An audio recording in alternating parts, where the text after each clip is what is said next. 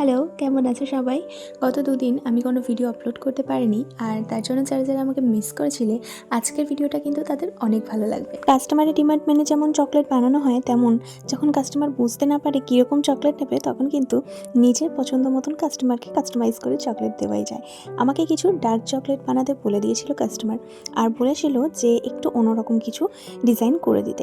অন্যরকম কিছু বলাতেই কিন্তু মাথায় আসলো প্রথমেই এরকম একটা আইডিয়া, যার জন্য প্রথমেই আমি একটা হার্ট শেপের মোল্ডের মধ্যে চকলেটগুলো বানিয়ে নিয়েছি। সেটা ডার্ক চকলেট ছিল।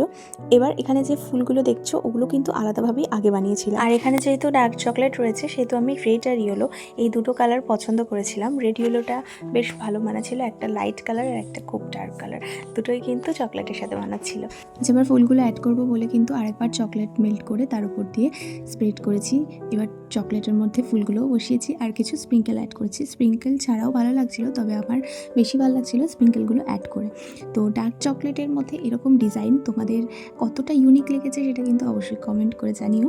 আর এরকম যদি তোমাদের কাছেও কোনো আইডিয়া থাকে তাহলে দিতে পারো, আমি কিন্তু সেই চকলেটগুলো অবশ্যই ট্রাই করবো। বেশ খানিকক্ষণ বকবক করার পর ভিডিওর কিন্তু এবার শেষের দিকে, তাই প্রতিদিনের মতন আবারও তোমাদেরকে বললাম যে আমার চ্যানেলটা যারা যারা সাবস্ক্রাইব করে আমাকে পাশে থাকছো তাদেরকে অনেক ধন্যবাদ, আর যারা এখনও চ্যানেলটা সাবস্ক্রাইব করোনি তাদের সাবস্ক্রাইব করে পাশে থেকো। টাটা।